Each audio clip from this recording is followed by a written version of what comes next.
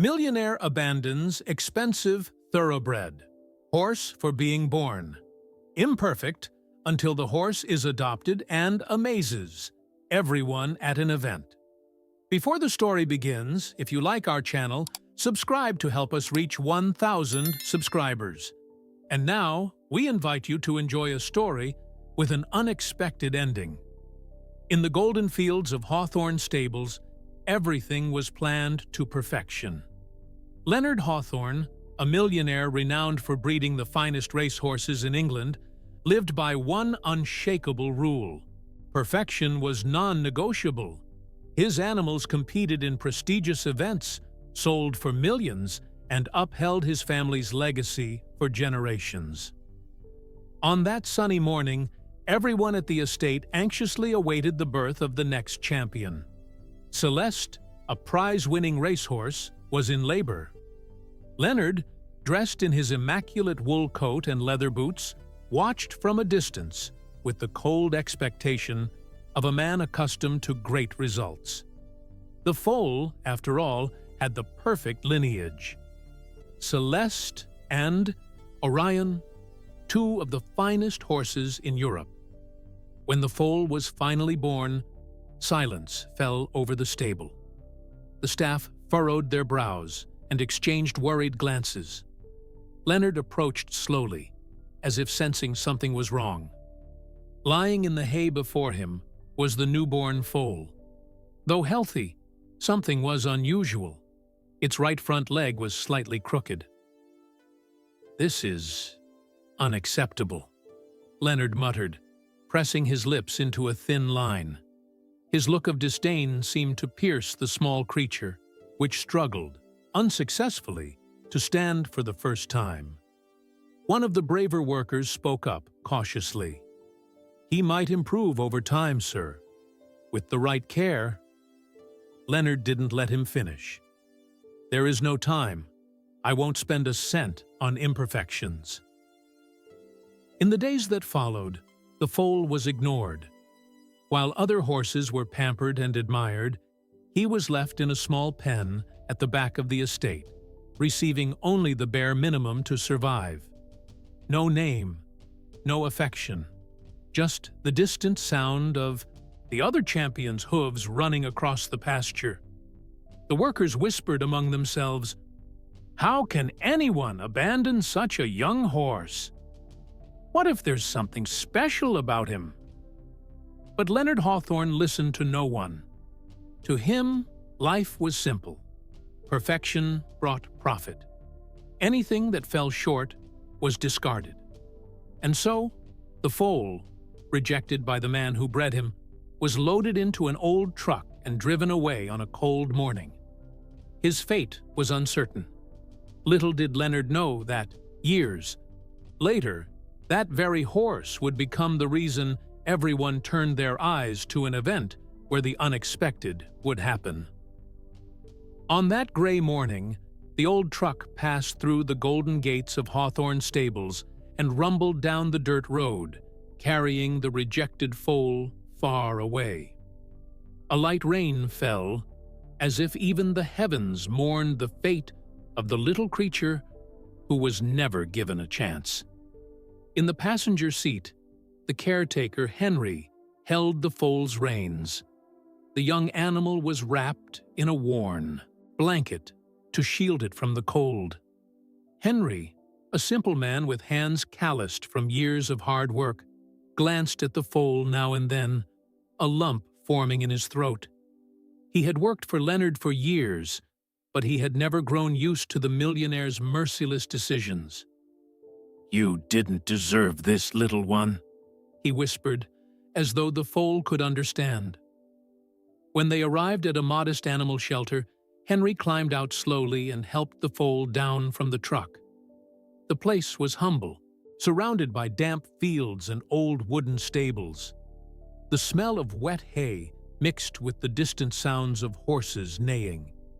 It was no luxurious home like Hawthorne Stables, but it was welcoming. "Does he have a name?" asked the shelter manager, a middle-aged woman named Maggie, as she examined the foal. Henry sighed and shook his head. Leonard wouldn't even look at him after he was born. To him, a flaw is the same as being broken. Maggie looked at the small animal. Its right front leg, slightly crooked, was the reason for all this suffering. Yet the foal's eyes were big and alive, full of curiosity and a hint of sadness.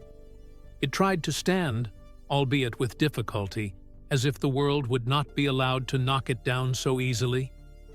"Don't worry, little guy. You've got a chance now," Maggie said with a soft smile. "Here, we take care of the forgotten ones." The days at the shelter passed slowly. The foal, whom Maggie decided to name Spirit, began adjusting to his new life. Unlike the cold treatment he had received at his old home, here he was shown affection. Children visiting the shelter loved feeding him carrots, and Maggie watched over him patiently, helping strengthen his leg with gentle daily walks through the fields.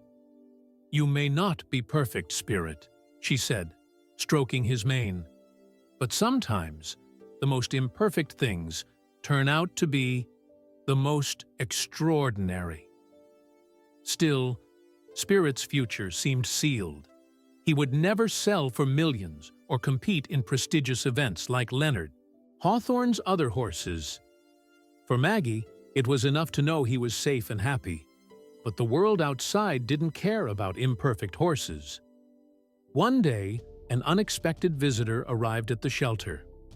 Tom Carter, a middle-aged man who had worked with horses in his youth but now lived a quiet, solitary life on a small farm not far from there. Tom was looking for a young horse to keep him company, and perhaps help with light work on the farm. Maggie hesitated before suggesting, "Spirit." "He's not like the others, Tom. His leg—" she began. Tom cut her off with a smile. "The fastest ones aren't always the most valuable. Sometimes it's heart that matters." When Tom approached the paddock, Spirit lifted his head, curious, and took a few hesitant steps toward him. Tom extended his hand, letting the foal sense his presence. There was something in that moment, a silent connection that only happens between those who understand rejection and perseverance. "You and I, boy, we might have more in common than it seems," Tom said, as if making a promise. And so, Spirit found a new home. It wasn't a luxurious stable, and there were no shining trophies on the walls, but there was space, freedom, and someone who believed in him. Little did Tom know that somewhere inside that imperfect horse lay the spirit of a champion, waiting to surprise the world. When Tom Carter brought Spirit to his farm, the world seemed like a brand new place for the little horse. Unlike the luxury and coldness of Leonard, Hawthorne's stables, everything here carried a warm simplicity. A small wooden barn, green fields stretching to the horizon, and the soft sound of the wind rustling the trees. "No one cares about imperfections here," Tom murmured, gently leading Spirit to the barn. "You're home now." In the first few days, Spirit was shy, as if he still couldn't trust his new surroundings. He watched Tom from a distance, his large eyes alert and wary, like someone who had been rejected so many times they'd learned to expect the worst. Tom knew that look all too well. He carried his own scars from the past. After losing his wife years earlier, he had withdrawn from everything and found solace in the simplicity of farm life. His loneliness was plain to see, but there was something about Spirit that rekindled a forgotten spark within him. The desire to care for someone and give them a second chance. Tom started with patience, respecting the young horse's pace. Every morning he brought fresh hay and spoke softly, even if Spirit couldn't understand the words. "You'll see, boy. Imperfection is just a word made up by those who can't see beyond what their eyes tell them. One day, while Tom was working in his workshop repairing an old fence, he heard a sound coming from the field. He looked up and froze. Spirit, who had avoided running because of his crooked leg, was out in the pasture, trotting with effort, but with determination. His steps were awkward, and his right leg seemed to falter from time to time, but he didn't stop. Every movement felt like a challenge to fate, as though the little horse was determined to prove that no one would define him as broken. Tom smiled, leaning his hands on the hammer's handle. "You've got fire in your heart, don't you?" From that day on, something changed between Tom and Spirit. The horse began following Tom around the farm, watching him fix fences, clean the stables, or tend the crops.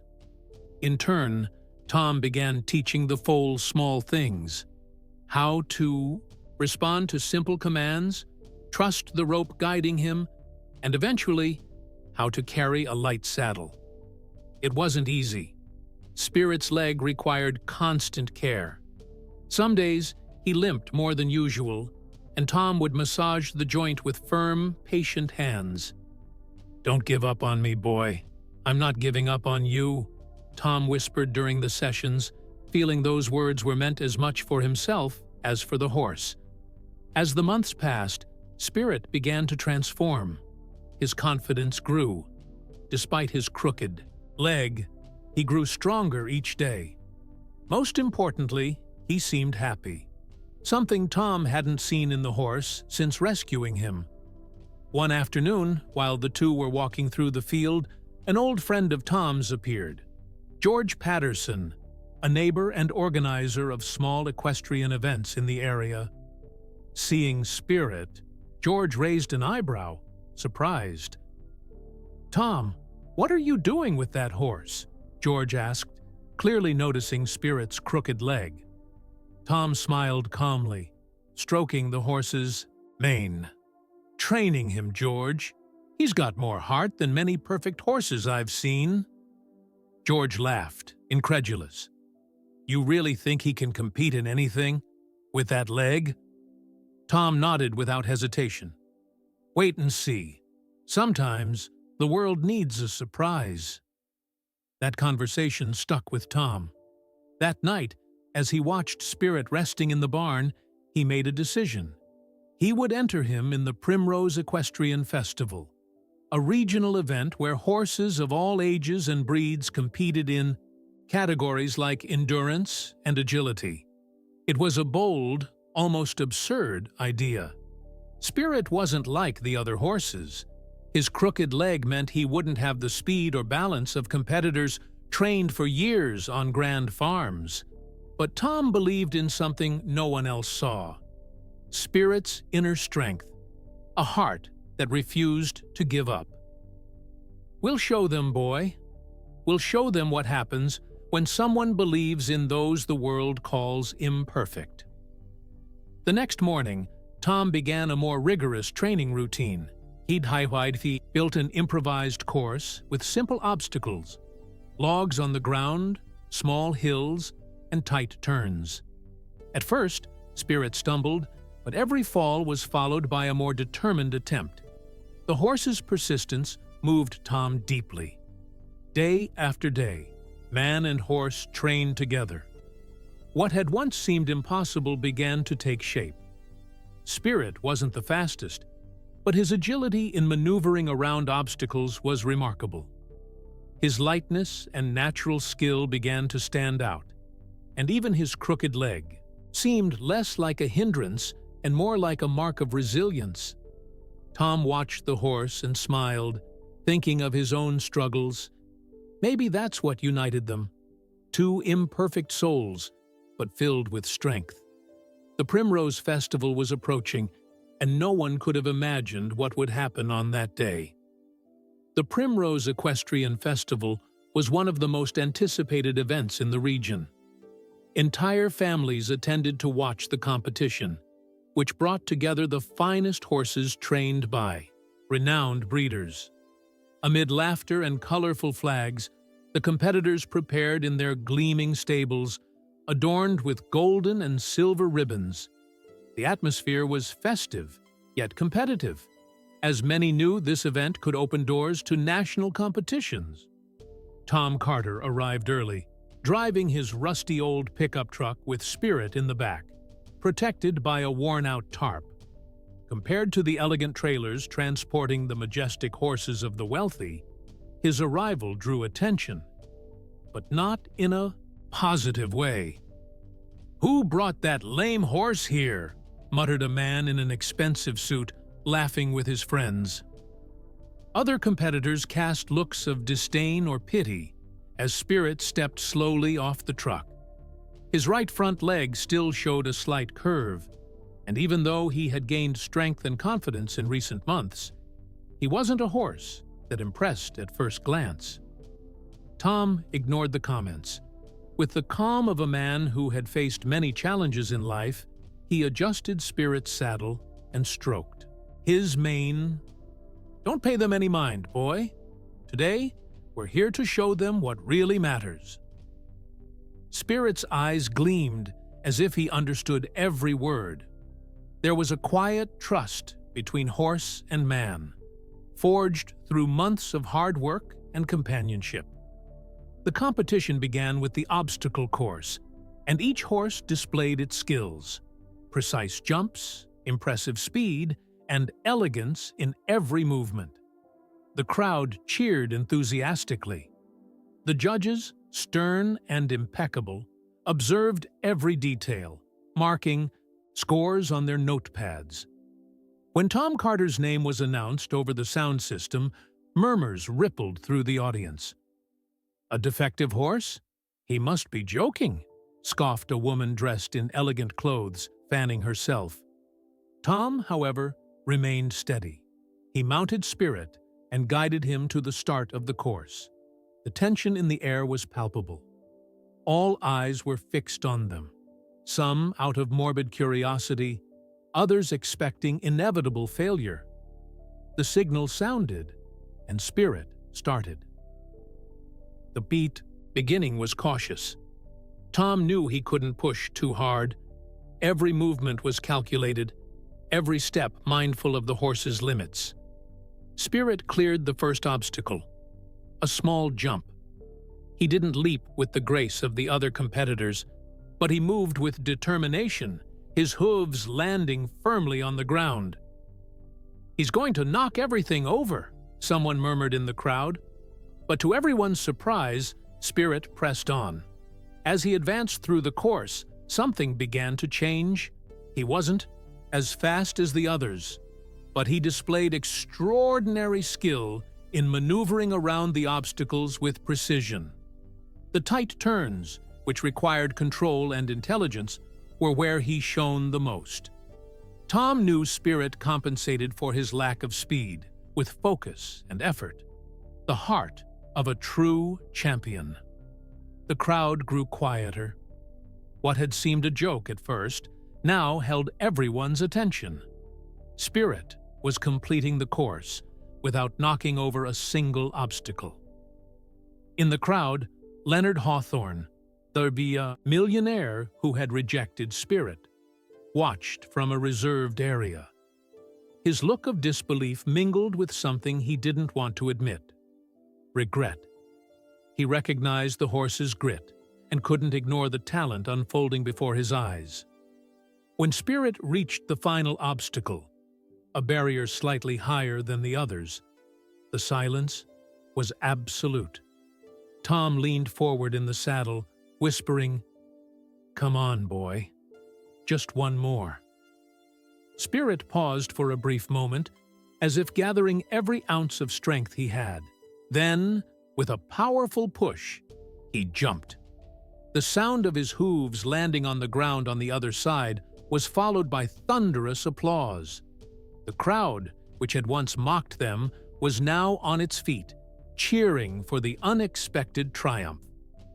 Tom dismounted and wrapped his arms around Spirit's neck, overcome with emotion. Tears shimmered in the old farmer's eyes. He knew how much that moment meant, not just for the horse, but for everyone who had ever been underestimated. Leonard Hawthorne stood, silently. To him, that horse had been discarded as an imperfection. Now, there he was, shining, not for his appearance, but for his determination. "Impressive," Leonard murmured, almost to himself. The announcer's voice boomed, "Tom Carter and his horse Spirit have completed the course with excellence. A true lesson in perseverance." Tom smiled, looking at Spirit. The horse, with his crooked leg and his story of rejection, had done the impossible. That day didn't end with a golden trophy, but with something far more valuable: respect. Spirit had proven that the strength of a champion doesn't lie in physical perfection, but in a heart that refuses to give up. The murmur of the crowd still echoed as Tom walked alongside Spirit, leaving the arena. The applause had not stopped, and the energy of the moment was impossible to ignore. Even the judges, known for their stern and impassive expressions, exchanged glances of admiration. Spirit, with his crooked leg and determined gait, had earned something no amount of money could buy: respect. He was no longer just an imperfect horse. He was a symbol of perseverance. Tom stopped in front of the small makeshift stable where Spirit would rest.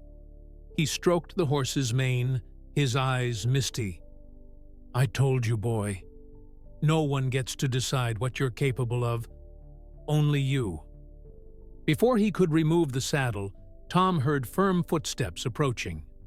Turning around, he saw Leonard Hawthorne, immaculate in his gray suit and cold expression, as though every step had been carefully measured.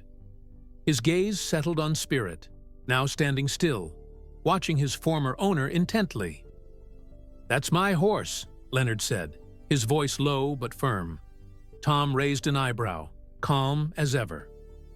"He was," Tom replied, his tone as steady as it was defiant. "Now he belongs to someone who believes in him." Leonard ignored the retort and stepped closer to the horse. He studied Spirit as though searching for a logical explanation for what had happened in the arena. Flawed horse, discarded without a second thought, was now the center of attention. "How much do you want for him?" Leonard finally asked, crossing his arms. Tom smiled, but there was no humor in his eyes. "He's not for sale." "Everything has a price," Leonard insisted, his voice growing harder. "I bred this horse. He's of my lineage. I'll offer you a fair sum.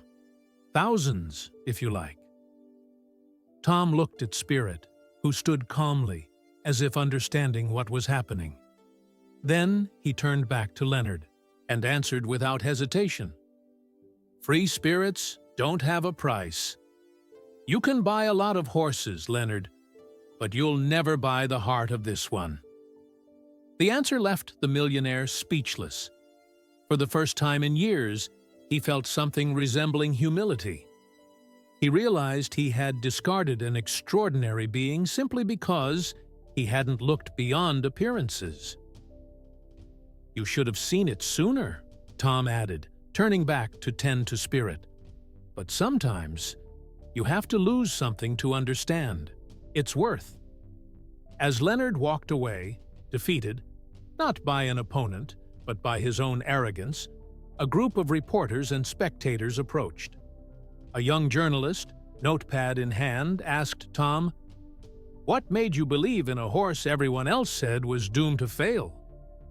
Tom paused for a moment, looking at Spirit, who was now calmly nibbling on a small pile of hay. Then he answered, "Because the true value of someone, whether man or animal, isn't in what you see on the outside. It's in what they carry in their heart. Sometimes, the greatest gems come covered in mud." The journalist's response appeared in the morning newspapers alongside a photo of Spirit. The horse with the crooked leg, his head held high, proud and imposing like a true champion. The headline read, "A rejected horse taught everyone a lesson. Perfection is nothing without perseverance." Spirit's name became a symbol of hope for small competitors, for children with dreams deemed impossible, and even for those who felt imperfect in a world that demanded flawlessness. Messages poured in from across the country, praising the courage of that horse and of Tom Carter, the simple man who believed in him when no one else did. In the days that followed, Leonard Hawthorne sold the most expensive horse on his farm for a fortune, but ironically, none of them drew as much attention as Spirit. The Millionaire was now remembered not for his achievements, but for his mistake in rejecting the foal that had gone on to inspire thousands. Back on Tom's quiet farm, life settled into its peaceful rhythm. Spirit ran across the fields with a confidence that no one could take away. His crooked leg, once a reason for rejection, was now a symbol of resilience and strength. One afternoon, Tom received a letter from a boy named Jake. It read, "Dear Mr. Tom, I'm like Spirit. People say I'm not good enough because I walk slowly and can't run like the other kids, but now I know being different can be special. Thank you for believing in Spirit." Tom smiled, his eyes misty, as he carefully folded the letter. He walked out to the pasture, where Spirit trotted joyfully and said, "See that, boy? You didn't just impress the world, you changed it." And so, the horse rejected by a millionaire became a living legend, proving that the greatest victories don't come from perfection, but from a heart that refuses to give up. How often do we judge something or someone by their imperfections? Spirit's story reminds us that true value often lies where we least expect it, because, in the end, it's the most resilient hearts that shine the brightest.